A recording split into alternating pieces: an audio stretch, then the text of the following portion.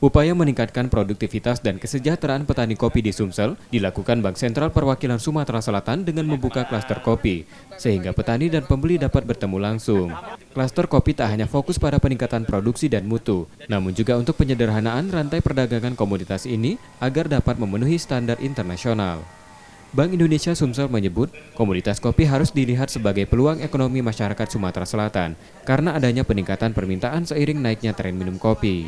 Kita sudah sama-sama dengar bahwa kopi Sumsel ini potensi, tapi pengerjaannya masih belum memenuhi kualitas dan produktivitas.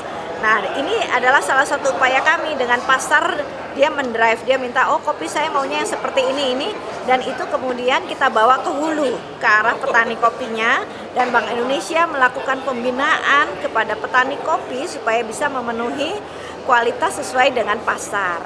Di samping itu juga BI memberikan bantuan-bantuan peralatan seperti mesin pengering supaya tidak mengeringkan di jalanan, tidak berbau aspal jadinya kopinya. Dewan Kopi Sumsel mencatat, produktivitas petani kopi yang rendah itu dilihat dari rata-rata pendapatan petani kopi Sumsel hanya 900.000 per bulan.